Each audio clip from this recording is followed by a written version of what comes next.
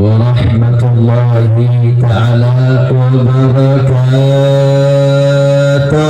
وعليكم السلام ورحمة الله وبركاته. الحمد لله رب العالمين، والصلاة والسلام الأتمان الأكملان الأدومان المتلازمان على سيدنا وحبيبنا وشفيعنا وقرة أعيننا نبينا محمد وعلى آله الطاهرين وأصحابه الغر الميامين ومن تبعهم بإحسان إلى يوم الدين. أشهد أن لا إله إلا الله وحده لا شريك له، وأشهد أن سيدنا محمدا عبده ورسوله وصفيه وخليله، أرسل رسوله بالهدى ودين الحق ليظهره على الدين كله ولو كره الكافرون. وفي هذه المناسبة السعيدة المباركة لا أنسى أن أوصيكم جميعا ونفسي المذنبة بتقوى الله وبطاعة رسول الله صلى الله عليه وسلم، فنسأل الله تعالى أن يجعلنا جميعا من المتقين ويدخلنا جنته جنة النعيم بحق سيد المرسلين، والحمد لله رب العالمين. تقبل الله منا ومنكم فتقبل يا كريم. Kepada yang sama kita muliakan, yang sama kita hormati, orang tua kita bersama Sayyidul Walid Al-Jid Al-Habib Salim Al-Attas, begitu juga Al-Habib Muhammad ibn Abdurrahman Al-Attas, serta Sahibul Majlis Zurriyatul Rasul Sallallahu Alaihi Wasallam Habibana Al-Mahbub Al-Habib Ali ibn Muhammad ibn Abdurrahman Al-Attas, yang kita doakan mudah-mudahan beliau serta para orang-orang tua kita, para habaib yang tidak bisa saya sebutkan namanya satu persatu tanpa mengurangi rasa takdim dan takrim kita doakan mudah-mudahan beliau dengan para habaib, para orang tua kita senantiasa dipanjangkan umurnya dalam taat beribadah kepada Allah, disehatkan badannya, diberkahi kehidupannya, dimenangkan segala urusannya. Amin ya rabbal alamin. Ini orang sini lemes-lemes ya. Udah pada makan belum? Belum. Pantesan lemes Pak De. Salam penghormatan juga ditujukan kepada para panitia, para donatur, dan seluruh yang telah bersusah payah mensukseskan acara pada malam hari ini, yang mudah-mudahan segala jerih payahnya baik sumbangan material maupun moral mendapatkan ganjaran besar di sisi Allah Subhanahu wa taala, dan mudah-mudahan seluruhnya yang memberikan peran saham terhadap suksesnya acara pada malam hari ini, mudah-mudahan seluruh amalnya diterima oleh Allah Subhanahu wa taala. Mudah-mudahan hidupnya diberkahi, segalanya diterima oleh Allah Subhanahu wa taala. Amin ya rabbal alamin. Dan salam teristimewa kepada para hadirin wal hadirat, kaum muslimin, kaum muslimat yang hadir dalam peringatan Maulid pada malam hari ini. Mudah-mudahan kumpulnya kita di tempat ini menjadi sebab turunnya rahmah dan barakah. Tidak kita pulang dari tempat ini kecuali Allah Subhanahu wa taala mengampuni dosa-dosa kita, mengabulkan hajat-hajat kita, memudahkan segala urusan kita. Yang punya penyakit diangkat penyakitnya, yang punya hajat dikabulkan, yang punya hutang piutang diselesaikan, yang belum dapat jodoh dientengkan jodohnya, yang sudah berkeluarga dijadikan keluarga yang sakinah mawaddah warahmah, yang belum dapat keturunan diberikan keturunan yang salihin dan salehat, yang sudah mendapatkan keturunan dijadikan anak-anak yang berbakti kepada Allah dan Rasulnya, dan kita semua mendapatkan syafaat dari Nabi kita Sayyidina Muhammad Sallallahu Alaihi Wasallam. Ini orang mana ini? kebun kelapa. Ini orang kebun kelapa kira-kira siap ngaji apa enggak nih? Siap. Siap, lemes banget. Hah? Orang kebun kelapa siap ngaji atau tidak? Siap ngaji atau tidak? Siap ngaji? Betul. Takbir. Sallu ala Nabi. Allahumma salli wa sallim wa barik alaihi wa ala alihi. Tadi Habib Ali cerita tahun lalu buat maulid diganggu-ganggu. Saya mau tanya, maulid diganggu kacau atau tidak? Kacau atau tidak? Saya mau tanya, kalau peringatan maulid itu isinya baca Al-Quran, betul? Dalam peringatan maulid isinya baca sejarah Nabi, betul? Dalam peringatan maulid ada baca sholawat, betul? Saya mau tanya, rangkaian yang tadi disebutkan kira-kira itu bagus atau tidak? Bagus atau tidak? Harusnya didukung apa ditolak? Didukung apa ditolak? Berarti kalau ada yang nolak, kacau atau tidak? Kacau atau tidak? Bahkan saudara, dalam kitab Syarah Dalailil Khairat disebutkan satu tempat yang kalau tempat tersebut dibacakan sholawat, satu tempat tersebut dibacakan sejarah Nabi kita Sayyiduna Muhammad Sallallahu Alaihi Wasallam, disebutkan dari tempat tersebut akan mengeluarkan aroma semerbak, yang aroma tersebut menembus 7 lapis langit, yang aroma tersebut akan dicium oleh seluruh makhluknya Allah, ya malaikatnya, ya seluruh makhluknya di sepanjang jalur menuju langit, kecuali jin dan manusia. Maka tatkala malaikat mencium aroma tersebut, maka malaikat akan membacakan istighfar, memohonkan ampun. Di mana tempat dibacakan sholawat, tempat di mana dibacakan sejarah Nabi Muhammad, maka malaikat memohonkan ampun. Bahkan nggak sampai di situ, sekaligus memberikan doa kebaikan kepada siapapun yang ada di tempat tersebut. Saya mau tanya, kalau malaikat yang doa, kira-kira doanya diterima apa ditolak? Diterima atau ditolak? Kalau malaikat mohonkan ampun di tempat yang dibacakan sholawat, kira-kira tempat tersebut berkah atau tidak? Berkah atau tidak? Berarti saya mau tanya, peringatan maulid ada baca sholawat atau tidak? Ada atau tidak? Dalam peringatan maulid ada membaca sejarah Nabi atau tidak? Ada atau tidak? Berarti dari tempat ini mengirimkan sinyal ke langit, malaikat membacakan istighfar. Berarti saya mau tanya, peringatan maulid bagus atau tidak?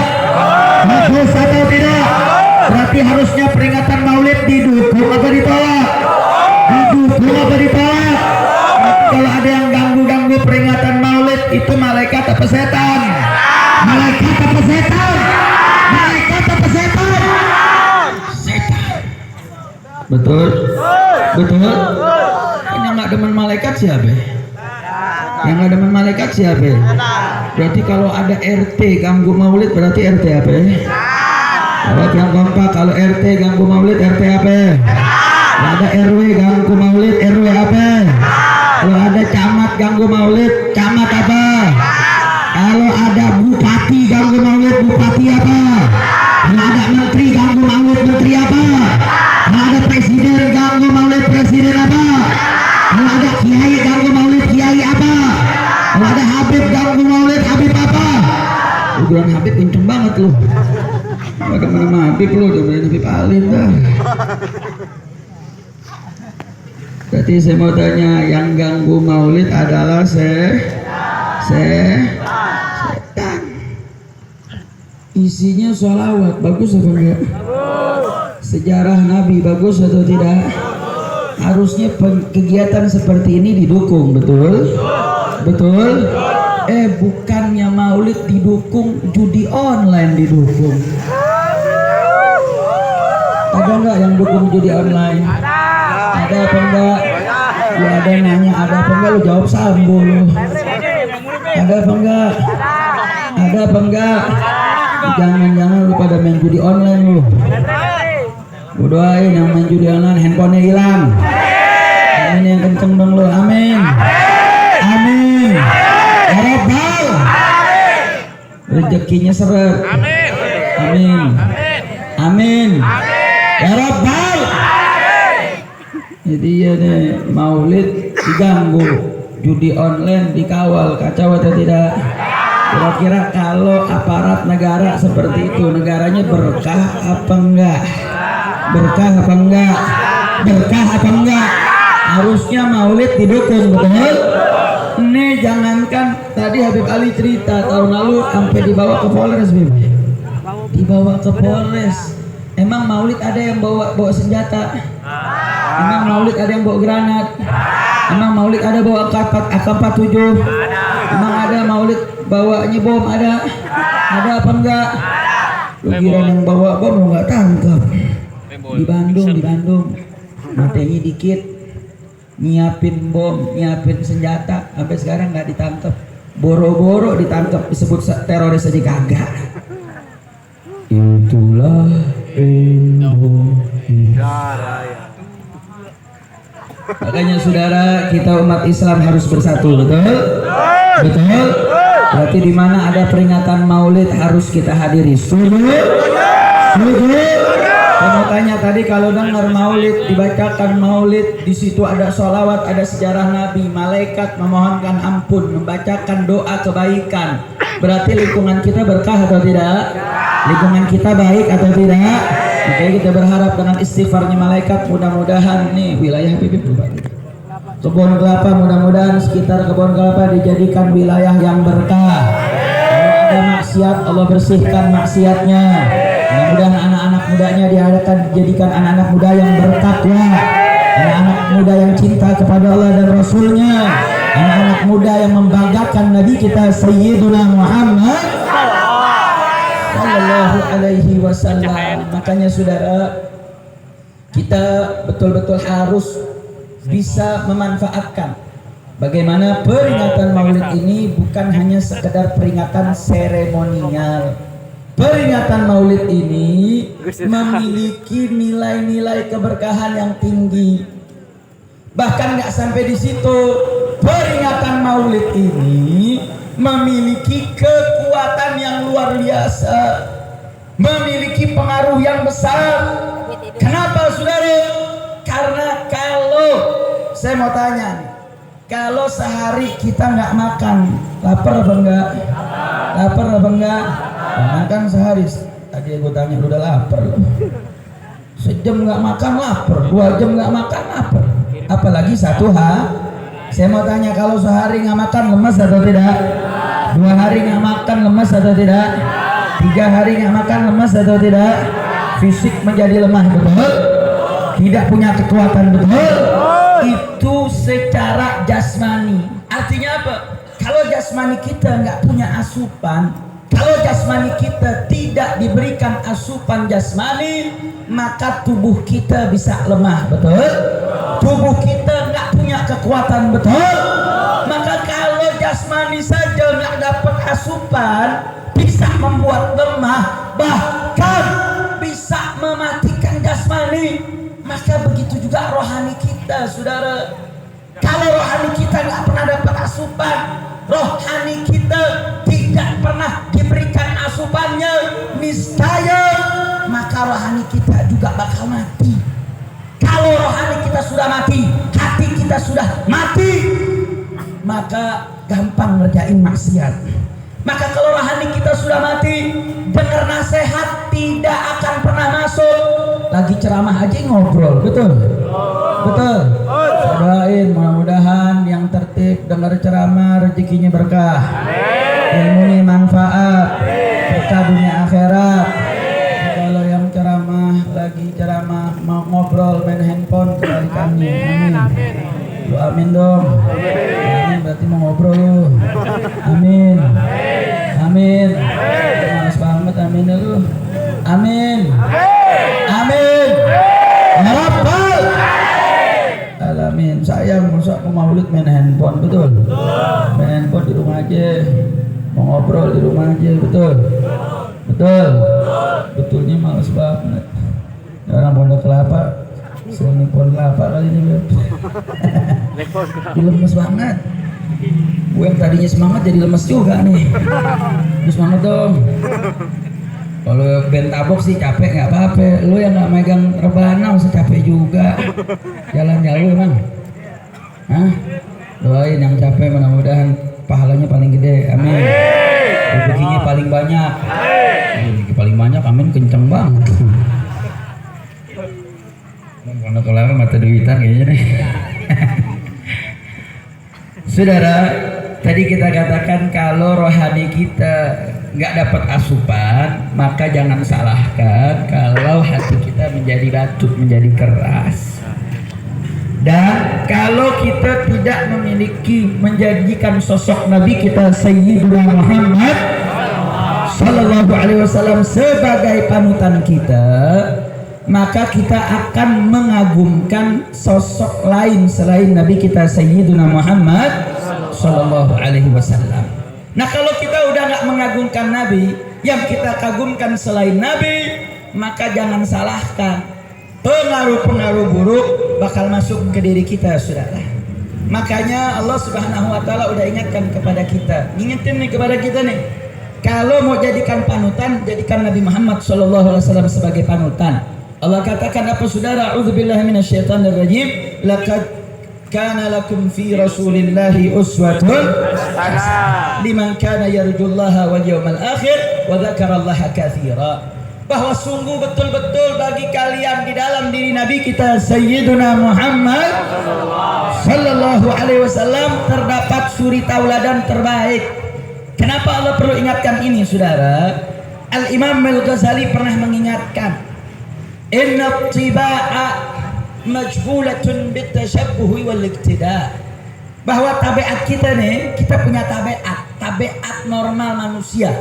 Tabiat normal manusia ini akan tercipta atau diciptakan oleh Allah Subhanahu Wa Taala majbulatun bitashabbuh wal iktida. Dia akan menyerupai dan akan mencari qudwah, mencari panutan. Akan menyerupai dan akan menyerupai siapa yang dia panuti. Artinya apa? Tabiat kita secara normal, nggak usah diajarin, nggak usah dididik. Kalau dia sudah kagum dengan seseorang, kalau dia sudah menjadikan sosok seseorang jadi panutan, maka otomatis tabiat bakal ngikut kepada siapa yang dia kagumi. Itu tabiat, saudara. Bahkan kata Imamul Ghazali, beliau mengatakan apa? Bal yasriqu an-nafsu biduni an ya'rifa sahibuha. Bahkan sampai-sampai tabiat saking hebatnya, secara otomatis dia akan mengambil secara mencuri tabiat-tabiat orang yang dia kagumi atau sosok yang dia kagumi. Makanya, saudara, di zaman kita, anak-anak muda kita atau kita lebih banyak mengagumi artis-artis. Betul apa betul? Betul apa betul? Di zaman sekarang lebih mengagumi pemain sepak bola. Betul? Apalagi Piala Dunia nih. 2002 berapa? 22 di mana? Di mana? Lagi pilot lagi lu. Di mana? Di Qatar. Dia kagumin tuh pemain sepak bola. Dia apal nama-namanya, nama bapaknya dia apal, nama emaknya dia apal. Semuanya diikutin. Makanya jangan kaget. Lama-kelamaan dia udah demen tuh pemain bola, dia ikutin gaya rambutnya. Betul apa betul? Betul apa betul? Udah diikutin gaya rambutnya, diikutin cara pakaiannya. Betul? Habis itu selebrasi ngegolin ya kalau lagi main bola. Betul apa betul? Betul apa betul? Artinya apa, saudara? Itu dia. Makanya kenapa orang-orang Eropa, orang-orang Barat, mereka gelontorkan uang besar-besaran, tujuannya untuk menjadikan sosok-sosok selain Nabi Muhammad sebagai panutan. Lo ngapain jadi nontonin bendera? Taruh aja tuh bendera, Wang. Turunin, Wang, turunin, Wang. Keos. Ini kalau santri MS udah pada suruh jalan jongkok lu, nggak fokus. Kan udah didoain tadi. Yang nggak fokus rezekinya kebalikannya. Amin. Amin. Tong jangan main-main lagi Tong. Ntar aja gue lagi sidahan Tong. Nyampe mana gue? Nyampe mana? Nyampe mana? Jut Salim yang paham tuh. Main pada nggak fokus nih, nggak lulus lu pada lu. Kalau kita kagum dengan sosok seseorang, kekaguman itu akan membuat tabiat kita mengikuti secara otomatis, nggak usah pakai diperintahin, saudara. Makanya Allah udah ingatin, laqad kana lakum fi rasulillahi uswatun hasanah. Kalau yang pernah ngaji ilmu nahu, lam awal itu lam tauqid, qad masuk ke kana fi'lun mati naqisun nasikhun, itu yufidu tahqiq. Udah tauqid kemudian apa saudara, dengan jumlah ismiyah maka terjadi penegasan hampir 3 kali.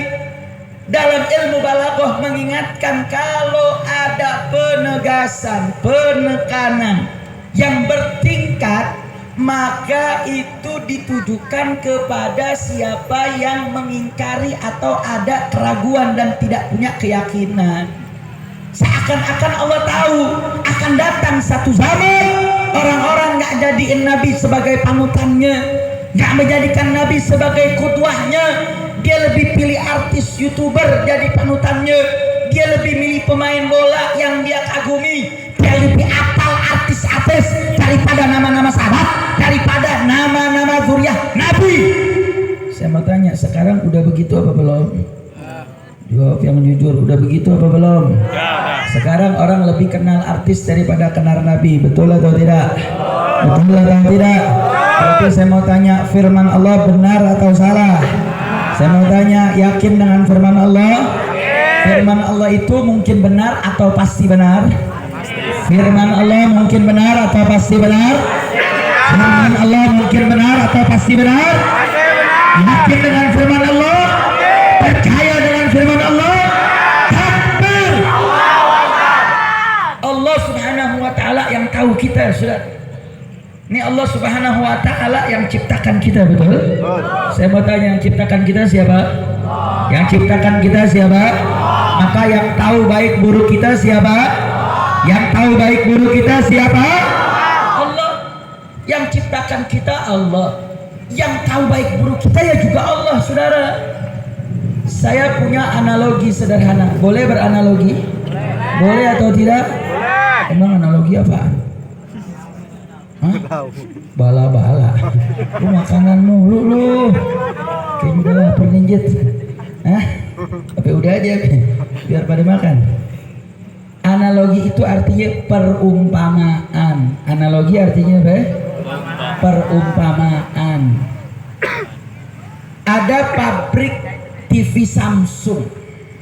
Ada pabrik TV Samsung. TV apaan? Tahu TV nggak lo? Tahu nggak? Punya nggak? Yang nggak punya mudah-mudahan punya, amin. Amin. Lu kalau didoain rezeki kayaknya amin kencang banget. Pabrik TV Samsung. Dia buat TV Samsung, dia yang rakit, dia yang susun, dia yang buat, dia yang tahu komponennya. Setelah pabrik TV Samsung buat TV-nya, maka pabrik TV Samsung akan menyertakan buku katalog. Yang isi buku katalognya berisi tata cara penggunaan pemakaian. Kenapa kok TV Samsung yang buat? Karena TV Samsung, pabrik Samsung yang rakit, maka dia yang tahu, saudara, gimana nyalain, gimana matiin, bagaimana merawatnya, betul? Betul? Tahu-tahu ada orang habis beli TV Samsung, sebulan yang lalu dia beli bajai. Tahu bajai? Tahu bajai? Apaan? Rodanya berapa? Rodanya berapa? Oh, Pondok Kelapa sama rodanya 3 juta. Ini bajai hebat pabriknya, buat katalog juga, saudara. Dia punya katalog juga. Akhirnya ini orang pas mau nyalain TV Samsung, kemudian Dia pengen nyalain TV Samsung, cuman salah baca katalog. Bukan katalog TV Samsung, dia pakai katalog Bajai. Dia buka katalog Bajai halaman pertama, cara nyalain. Nomor 1, cari tali. Dia keluarin TV, dia cari tali, dapet kabel. Nomor 2, tarik sekencang-kencangnya sebanyak 3 kali. Dia tarik, bulat, 3 kali ditarik. Saya mau tanya, tuh TV nyala apa hancur? Hancur. Nyala apa hancur? Hancur. Nyala apa hancur? Saya mau tanya, kenapa TV-nya hancur? Karena nyalainnya ngikutin bukan katalog TV Samsung tapi katalog Bayangin, TV saja bisa hancur rusak gara-gara nggak ikut katalog pabriknya. Nah, begitupun juga manusia yang ciptakan Allah, manusia yang buat Allah yang tahu manusia, sehingga Allah tahu apa yang baik buat manusia, apa yang buruk buat manusia, sehingga Allah berikan katalog hidup manusia berupa Al-Quran. Al-Quran memerintahkan kita sholat, ya sholat dong. Omong kosong ngaku Islam, omong kosong pengen hidup bahagia dunia akhirat. Kalau kau tidak sholat, Allah kita wajibkan kita sholat bukan buat Allah, saudara. Allah perintahkan kita sholat bukan buat Allah. Karena dalam hadis qudsinya Allah mengatakan, andai kata seluruh makhluk di atas muka bumi ini beserta langit beserta isinya, andai kata semuanya menauhidkan Allah, demi Allah kemuliaan Allah tidak akan bertambah sedikit pun, saudara, karena Allah sudah mulia.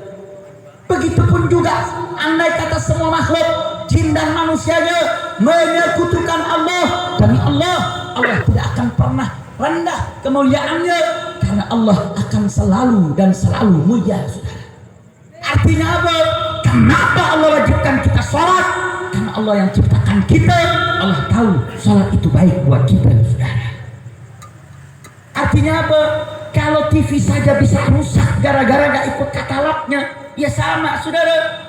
Kalau kita gak ikut katalog Al-Quran, kita gak ikuti sunnah Nabi kita Sayyiduna Muhammad Sallallahu Alaihi Wasallam, maka hidup kita bakal rusak.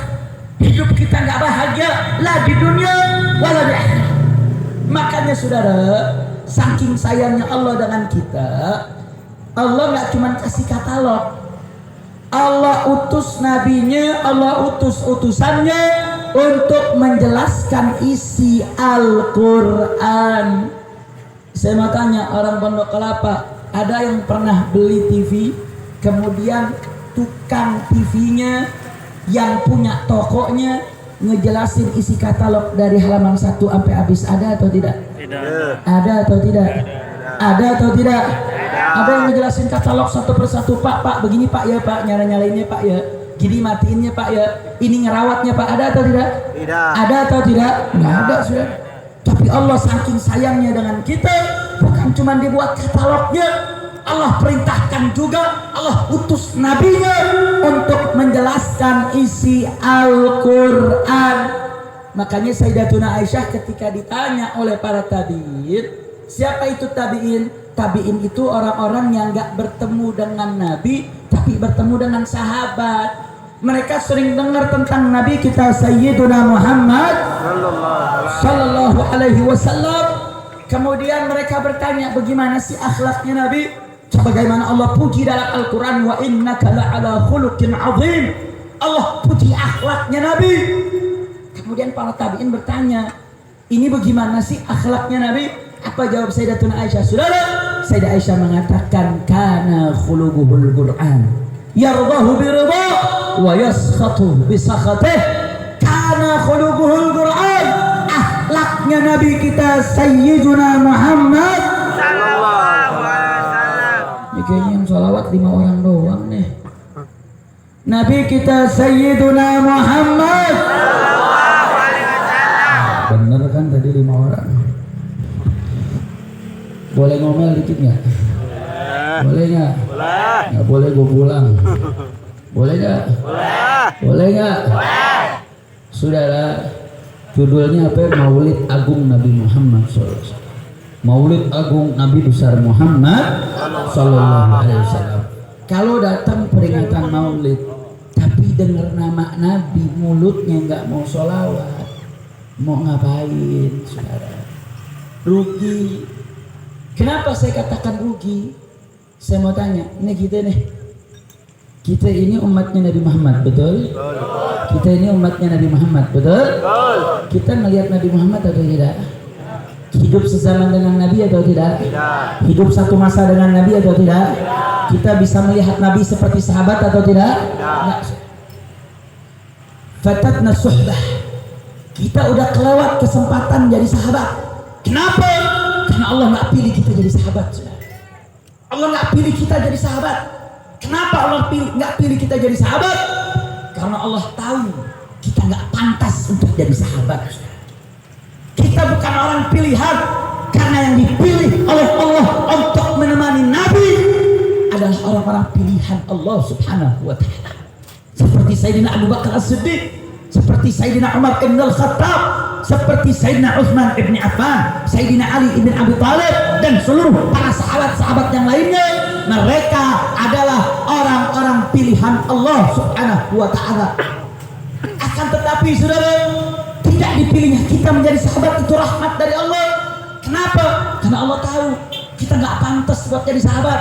Karena Allah tahu bisa jadi andai kata kita dibangkitkan, dipilih menjadi hidup sezaman dengan Nabi, bisa jadi kita bukan ikut Nabi Muhammad, tapi kita ikut Abu Jahal, saudara. Kenapa bisa seperti itu? Sekarang aja ikut Abu Janda ada atau tidak? Ada atau tidak? Sekarang ikut Abu Janda ada apa enggak? Ada apa enggak? Gimana dulu, saudara? Yang ikut Abu Jahal banyak. Allah tahu kita nggak pantas untuk jadi sahabat, makanya Allah pilih kita untuk menjadi umatnya, saudara, bukan jadi sahabatnya Nabi Muhammad SAW. Makanya saya mau ajak, kalau ada siapapun pengajian apapun ngajak caci maki sahabat, tinggalkan. Itu bukan ajaran akidah Ahlus Sunnah wal Jamaah. Karena akidah Ahlus Sunnah wal Jamaah cinta dengan sahabat, cinta dengan keluarga Nabi. Sebagaimana nama majlis Zuriyah Rasulullah, kita harus cinta kepada zuriyah Nabi kita Sayyiduna Muhammad sallallahu alaihi wasallam. Makanya saudara, kita udah terlewat, kita nggak bisa jadi sahabat. Kalau sahabat bisa ketemu dengan Nabi, saudara, dia bisa angkat sendal Nabi, dia bisa khidmah dengan Nabi, dia bisa berjuang perang bareng Nabi, saudara. Tapi kita nggak bisa. Makanya dalam salah satu riwayat, Sayyidah Aisyah lagi ngejahit. Sayyidatuna Aisyah lagi ngejahit. Sayyidatuna Aisyah siapa? Istri Nabi kita Sayyiduna Muhammad sallallahu alaihi wasallam. Sayyidah Aisyah ngejahit. Tahu-tahu lampu padam, jarum jatuh.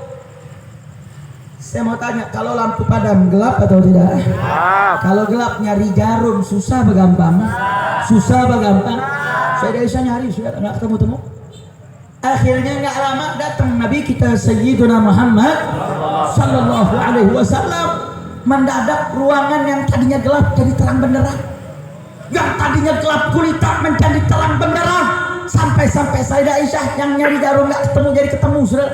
Sampai-sampai Sayyidah Aisyah mengatakan, ma'ad wa wajhuka ya Rasulullah, alangkah bercahayanya wajahmu, alangkah bercahayanya wajahmu. Nabi kita nur ala nur. Nabi Muhammad itu cahaya di atas cahaya, saudara. Ini semua alam semesta nggak diciptakan kecuali karena Nabi kita Sayyiduna Muhammad. Sumber cahaya, cahaya di atas cahaya. Makanya nggak heran, jangankan satu ruangan, satu dunia beserta isinya, langit beserta isinya, dengan seluruh lapisannya, semua mendapatkan cahaya Nabi kita Sayyiduna Muhammad. Makanya diriwayatkan, saudara, ketika Nabi sang bayi keluar dari rahim sang ibunda Sayyidatuna Aminah, diriwayatkan cahaya menyeluruh ke seluruh antero dunia. Bahkan salah satu sahabiah yang datang ingin membantu persalinan Sayyidatuna Aminah mengatakan, riwayat dalam salah satu riwayat dikatakan itu kejadiannya menjelang subuh. Sudah, saya mau tanya, kalau menjelang subuh itu kira-kira gelap apa terang? Gelap apa terang? Masih gelap, sudah. Tapi beliau mengatakan itu ketika dilahirkannya Nabi kita Sayyidina Muhammad Sallallahu Alaihi Wasallam itu seperti ada cahaya seperti siang hari.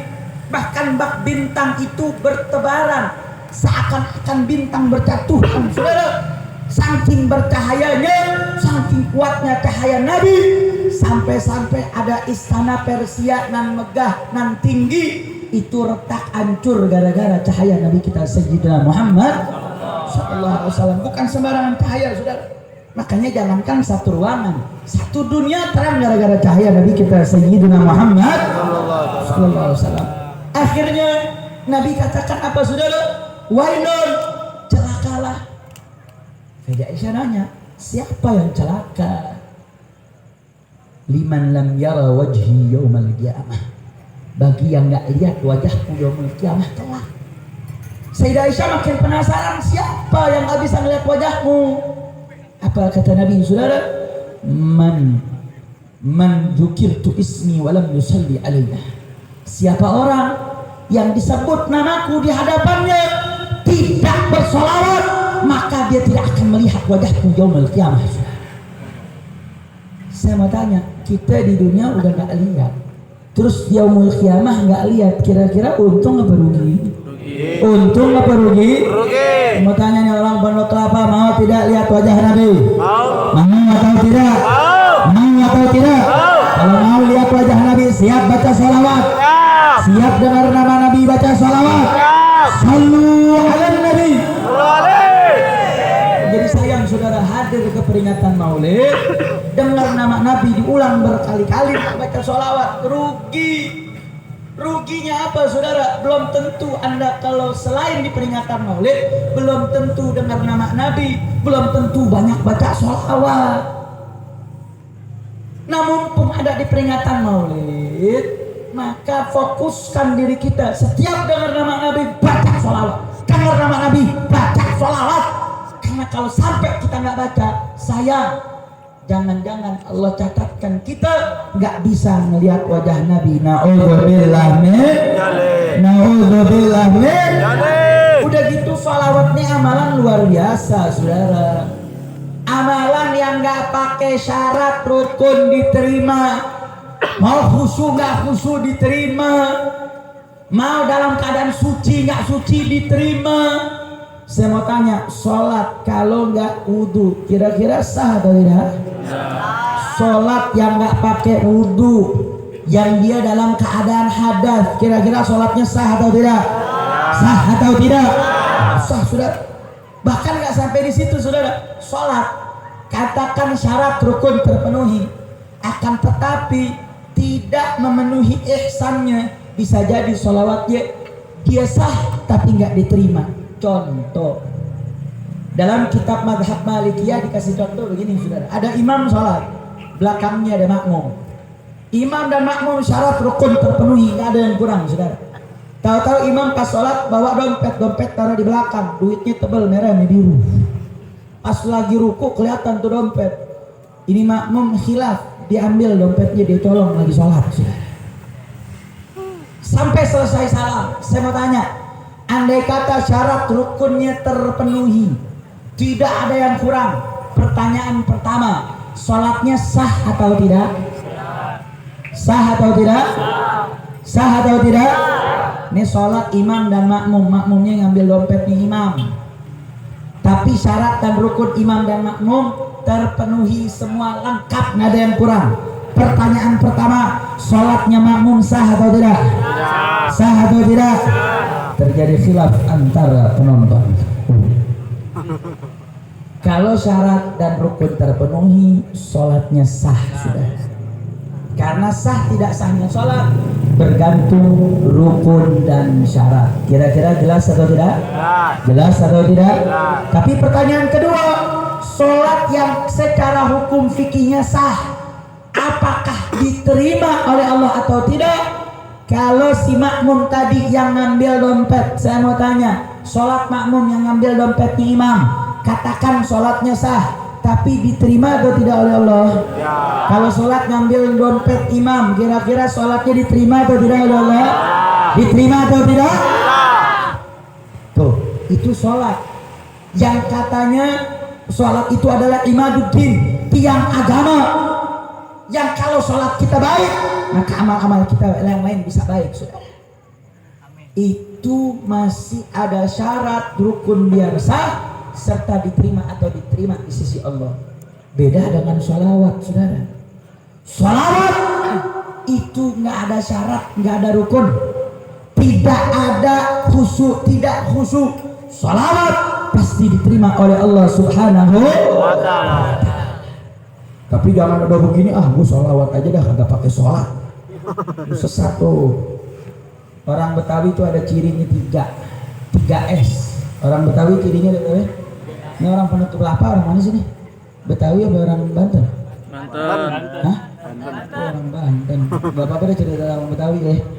Boleh ya? Boleh ya? Ya boleh gue pulang. Boleh ya? Orang Betawi itu punya ciri 3 dan saya rasa ini juga banyak di daerah-daerah lain, saudara. Yang pertama, S yang pertama sholat.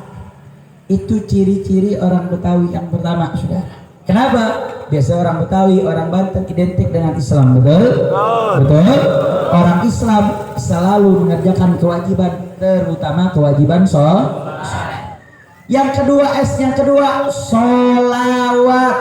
Orang Betawi, orang Banten, orang Sunda demen sholawatan, betul? Betul. Yang ketiga, S yang terakhir, silat. Demen main pukul, betul? Betul? Makanya dulu orang kalau mau belajar silat itu bukan di padepokan silat, bukan, di majelis taklim. Liburnya majelis taklim main pukul. Kalau sekarang kan dipisahin, jawara sama jawara, ngaji mengaji. Orang dulu enggak, lagi mukul juga murojaah jurmiyah dia. Betul jurmiyah. Saudara, sholawat ini amalan yang sangat luar biasa, saking luar biasanya makanya sholat saja di dalamnya ada rukun qauli berupa sholawat. Makanya ada satu riwayat panjang, saudara. Saya ingin pulang antum dari sini makin demen baca sholawat. Dalam satu riwayat Nabi Adam lagi keliling, saudara, di saat yaumul qiyamah. Lagi keliling, tahu-tahu melihat satu umat Nabi Muhammad lagi ditarik mau masuk ke neraka. Nabi Adam lapor, ya Ahmad, kau punya umat lagi ditarik sama malaikat mau dimasukin neraka. Nabi Muhammad dalam riwayat mengencangkan sarungnya, Nabi bergegas mengejar umatnya yang mau dimasukkan ke neraka, saudara. Nabi dari jauh berteriak, "Kifu, hentikan, kau jangan masukkan umatku ke neraka." Apa jawab malaikat, saudara? Malaikat mengatakan, kami adalah makhluk yang tidak bermaksiat kepada Allah. Kami diperintahkan kalau sudah ada hamba Allah yang amal buruknya lebih banyak daripada amal baiknya, maka dia harus dimasukkan ke nerakanya Allah Subhanahu wa Ta'ala. Akhirnya Nabi nggak parang-parang, saudara. Nabi nggak putus asa. Nabi mendatangi Allah Subhanahu wa Ta'ala. Nabi menagih. Nabi mengatakan, wala sawfa yu'tika fatarda. Ya Allah, bukankah kau telah berjanji kepadaku untuk memberikan apapun yang aku minta sampai aku ridho? Allah kemudian menyatakan kepada malaikat, ya malaikati ati'u Muhammada. Hei malaikatku, kau taat dengan Nabi Muhammad. Nabi Muhammad suruh berhenti, kau berhenti. Berhenti, sudah langsung dibawa balik itu umat, dihisap kembali di hadapan Allah dan Nabi Muhammad. Ketika dihisap, betul ternyata amal buruknya lebih berat daripada amal baik. Kemudian apa yang terjadi, saudara? Nabi keluarkan satu titik cahaya sebesar semut. Saya mau tanya, semut gede apa kecil? Gede apa kecil? Semut di Pondok Kelapa ada segede kambing? Semut di Pondok Kelapa ada segede gajah? Ada segede sapi? Kecil kan? Itu dalam riwayat kenamlah seperti semut. Diletakkan cahaya sebesar semut di atas timbangan amal kebaikan. Apa yang terjadi? Mendadak amal baiknya jadi lebih berat daripada amal buruk, saudara.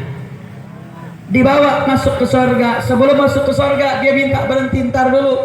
Ini orang siapa nih yang teriak-teriak belain saya, yang bela saya sampai saya divonis masuk surga? Saya minta berhenti. Saya mau tanya, Ma ajmala wajhuk, alangkah indahnya wajahmu. Siapa engkau geranga? Kau bela saya, kau bela-bela saya. Apa jawabnya? Ana nabiyuka Muhammad. Allahumma shalli wa sallim. Aku Nabi Muhammad. Itu sejentik cahaya sebesar semut yang aku letakkan adalah satu sholawat yang kau pernah baca di atas muka bumi ini, dan itu hakmu sehingga aku bisa bela engkau yaumul qiyamah. Sallu ala nabi. Jadi saya mau tanya, Nabi kita sayang tidak dengan umat? Nabi kita hebat atau tidak? Siap cinta Nabi, siap sayang Nabi, siap perbanyak salawat untuk Nabi. Sallu ala Nabi. Jadi seakan-akan Nabi bilang kepada kita, hei umatku, kau berikan aku dalil biar aku bisa selamatkan engkau. Kau berikan aku dalil biar andai kata kau masuk neraka, aku bisa bela engkau. Andai kau dijebloskan ke dalam neraka, aku bisa angkat engkau. Berikan aku dalil. Makanya Anda lihat saudara, setiap amalan pasti diselipkan sholawat. Contoh, sholawat jenazah. Saya mau tanya, sholat jenazah ada berapa kali takbir? Ada berapa kali takbir? 4. Ada rukunya apa enggak? Ada sujud enggak? Ada apa enggak? Nggak ada saudara. Tuh, nengok daripada lo.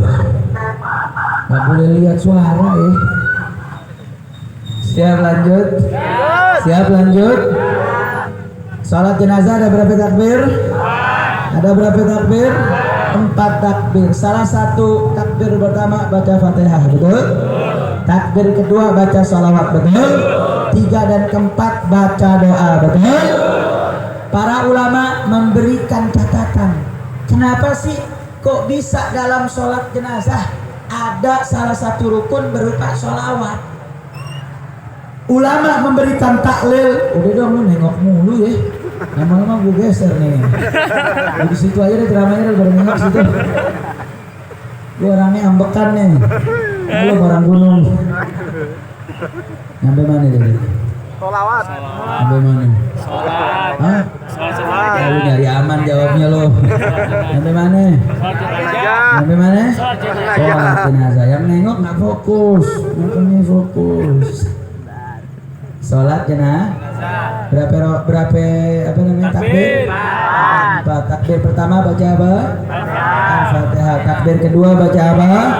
Sholawat. 3 keempat baca apa? Baca doa. Kenapa sih kok takbir kedua ada baca sholawat? Ulama mengatakan andai kata seseorang yang disolatkan ini dosanya banyak, nggak punya amal, tapi gara-gara disolatin dan di dalam sholatnya jenazah tersebut terdapat sholawat. Saya mau tanya, sholawat itu diterima atau ditolak oleh Allah? Diterima atau ditolak? Jadi sayangnya Allah kepada kita, dalam sholat jenazah terdapat satu rukun yang rukunnya berupa sholawat. Seakan-akan andai kata dia nggak punya amal, dia tidak punya amal baik apapun, tapi gara-gara dia disolatkan dalam sholat jenazah, itu sholawatnya bisa jadi sebab dia dapat syafaat dari Nabi kita Sayyidina Muhammad Sallallahu Alaihi Wasallam. Artinya apa saudara? Perbanyak baca sholawat. Artinya apa? Antum mesti punya amalan baca sholawat tiap hari. Tiap hari itu mesti ada. Jangan sampai nggak ada sama sekali. Kita punya sholat, wajib sholat saudara. Tapi sholat kita ini bisa diterima, bisa ditolak. Puasa kita bisa diterima, bisa ditolak. Kenapa? Iya saudara. Lah bayangin aja puasa Ramadan, buka puasa udah kayak balas dendam. Betul apa betul? Betul apa betul? Oh, gue beli kolak gue beli nasi padang ini buat buka puasa, belum habis tarawih. Betul apa betul? Betul apa betul? Makanya puasanya nggak seperti yang Nabi sampaikan. Nabi mengatakan summu tasihhu, puasalah kalian, maka puasa kalian bisa bikin sehat. Orang biasanya kalau puasa berat 70, keluar lebaran jadi berapa? 90 sampai 100. Tambah gemuk apa tambah kurus? Gemuk. Tambah gemuk apa tambah kurus? Gemuk. Tambah gemuk. Itu tandanya puasanya kagak bener. Di Jerman ada satu lembaga penelitian kesehatan, sudah. Ini lembaga penelitian ditemukan oleh bekas tentara Perang Dunia Kedua. Dia ketika berperang lari dikejar oleh musuh. Gara-gara apa? Gara-gara dia punya penyakit yang luar biasa. Dia berobat kemana-mana dia nggak sembuh, sudah. Ternyata dalam proses kaburnya tersebut dia nggak makan sampai dia melaksanakan satu amalan yang kalau dalam Islamnya disebut berpuasa. Sampai akhirnya orang ini melakukan penelitian sampai membuat jurnal kesehatan dan membuat satu metode penyembuhan kesehatan. Saat ini sudah ada generasi keempat.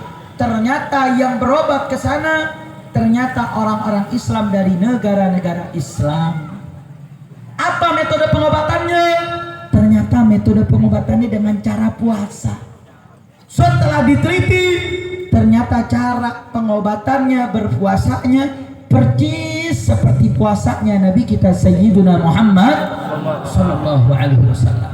Emang gimana sih puasanya Nabi? Nabi kalau buka puasa pertama makan korma, saudara. Kalau ente makan apa? Gorengan, es cendol, udah gitu belum ketelan tuh cendol udah dihantam sama ayam bakar Padang. Nabi enggak, saudara. Nabi makan korma ganjil 3, 5, 7. Habis itu minum air putih. Nabi sholat maghrib, sholat ba'diyah. Bahkan ada riwayat sholat awwabin yang 6 rakaat, saudara. Nabi doa, baru Nabi makan. Ternyata tata cara puasa Nabi dengan buka puasa makan korma dulu, minum air putih, itu ternyata memiliki nilai kesehatan yang maksimal. Kenapa? Nih perut kita selama dari subuh sampai menjelang buka puasa itu berjam-jam gak kemasukan makan, sehingga sarafnya itu menjadi tidak berfungsi seperti normal. Maka kalau dia buka langsung dihantam makanan, efek sensor kenyangnya lambat. Makanya makan sepiring masih lapar, 2 piring kayaknya belum kenyang, 3 piring baru berasa lapar. Baru berasa kenyang. Kenapa? Karena tadi sensornya tuh belum normal. Tapi kalau dia buka dengan korma dulu, makan glukosa, didorong dengan air, kemudian digiling, dia akan memberikan sinyal ke seluruh anggota tubuh, maka perut sudah siap untuk menerima makanan dan dia akan makan tidak sebanyak seperti orang yang langsung makan, saudara. Dan Anda akan lihat efek puasanya akan memberikan perubahan besar dan akan memberikan kesehatan. Itulah yang dipakai oleh orang Jerman di dalam pengobatannya. Artinya apa, saudara? Orang kalau mau selamat ikut Nabi kita Sayyidina Muhammad. Makanya saudara tadi bisa selamat di akhirat. Bukan cuma di akhirat, saudara. Dari dalam kubur udah diselamatin. Ada satu orang masuk liang lahat, kemudian ditanya sama malaikat, "Man rabbuka?" Suara malaikat itu kayak geledek. Saya mau tanya, kalau ditanya pakai geledek, kira-kira kaget tapi kagak? Kalau yang nanya suaranya kayak geledek, kaget atau tidak? Kaget atau tidak? Bukan sampai di situ, itu malaikat nanya sambil bawa palu godam. Itu palu kalau ngehantam gunung bisa hancur. Gunung hancur. Kalau pala lu gimana? Hancur nggak? Hancur apa kagak? Makanya ada satu riwayat dia ditanya man rabbuka, nggak bisa jawab, sudah. Gemeteran sampai-sampai dalam riwayat dikatakan amutu muslimah, bukankah saya mati dalam keadaan Islam, kok saya nggak bisa jawab pertanyaan man rabbuka. Kemudian muncul satu sosok, saudara, ngebimbing, qul Allahu rabbi, katakan Allah Tuhanku. Dituntun satu persatu sampai selesai. Akhirnya ini orang penasaran, ente ini siapa ya? Bantu saya. Apa jawabnya? Saya makhluk yang Allah ciptakan gara-gara engkau banyak baca salawat kepada Nabi kita Sayyidina Muhammad Sallallahu Alaihi Wasallam. Makanya saudara, di akhir zaman kayak begini amalan yang udah pasti paten sholawat. Makanya Habib Zain bin Samit Madinah mengatakan kita ini wajib punya mursyid, wajib punya guru yang ngebimbing ruhani kita. Kalau kita nggak dapet, gampang, kuncinya satu, jangan pernah sedikit baca sholawat, banyakin baca sholawat kepada Nabi kita Sayyidina Muhammad Sallallahu Alaihi Wasallam. Makanya saya mau tanya, siap banyak baca sholawat? Siap banyak baca sholawat? Sallu ala Nabi. Ayo sama-sama kita baca sholawat asghil. Tahu sholawat asghil? Tahu sholawat asghil? Sholawat asghil artinya asghil itu menyibukkan. Kita minta berdoa dengan sholawat ini biar satu dapat keberkahan sholawat. Yang kedua, biar sholawat asghil ini orang yang zalim sesama zalim biar saling sibuk. Amin. Kalau udah orang zalim sama orang zalim sibuk, mudah-mudahan umat Islam jadi selamat. Amin. Nanti setelah 3 kali baca sholawat asghil, kita lanjutin sholawat ahlik. Apa itu sholawat ahlik? Membinasakan agar orang-orang zalim sesama zalim dibinasakan. Amin ya rabbal amin. Ayo baca sama-sama. Allahumma sholli ala sayyidina Muhammad wa ashhadil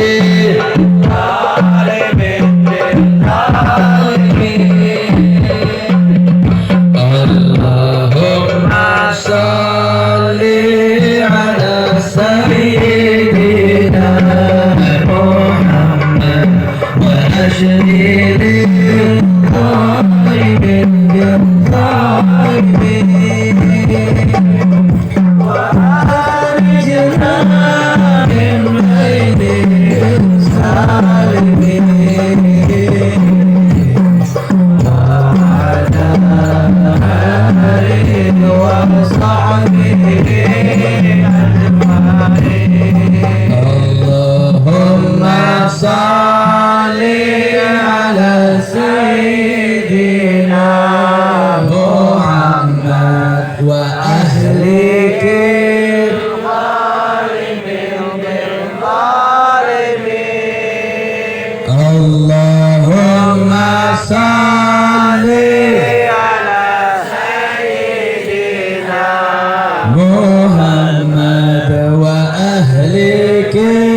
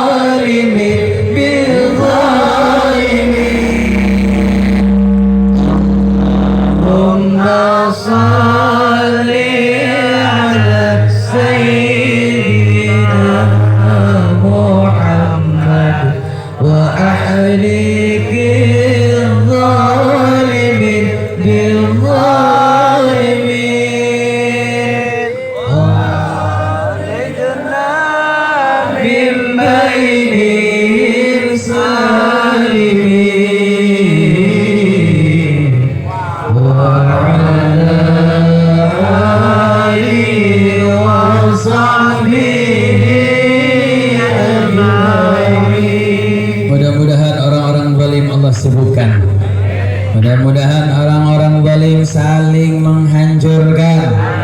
Mudah-mudahan setelah orang-orang zalim hancur, mudah-mudahan umat Islam dalam keadaan selamat. Mudah-mudahan Islam, umat Islam diberikan kemenangan. Amin ya rabbal alamin. Saudara, ini sholawat luar biasa. Saat ini kita sudah melihat pengaruh positif dari berkahnya sholawat ini. Saat ini banyak orang-orang zalim di kita punya negeri yang saat ini merasakan imbas daripada salawat ini. Betul? Betul?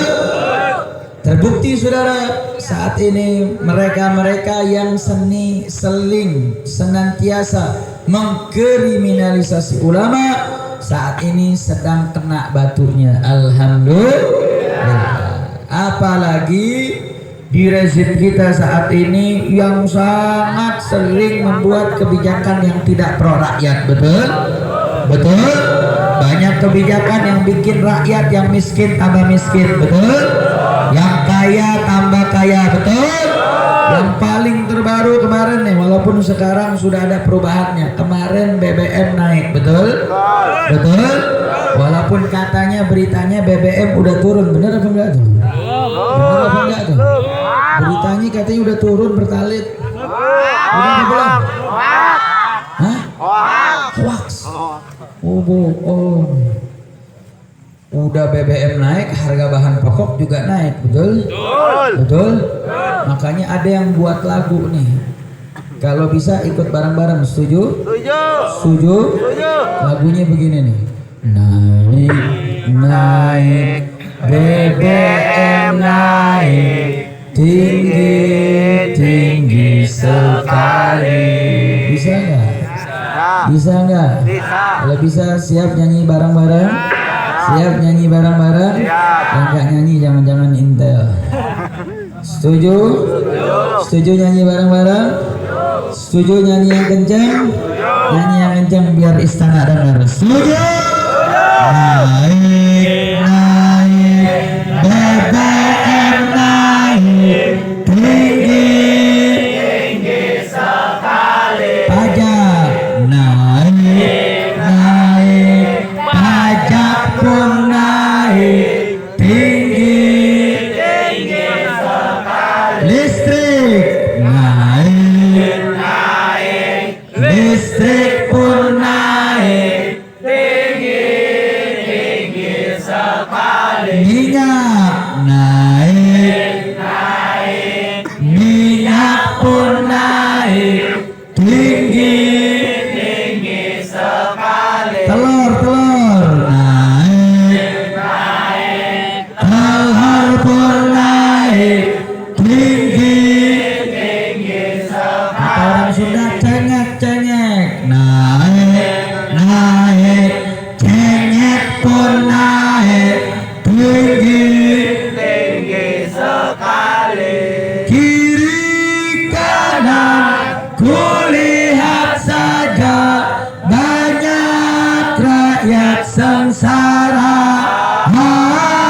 Kiri kanan kulihat saja, banyak rakyat sengsara. Saya mau tanya, rakyat yang miskin tambah miskin banyak atau tidak? Yang udah kaya tambah kaya banyak atau tidak? Saya mau tanya kepemimpinan yang miskin tambah miskin, kaya tambah kaya, kira-kira berhasil apa gagal? Berhasil apa gagal? Berhasil apa gagal? Berarti kalau gagal maju apa mundur? Maju apa mundur? Maju.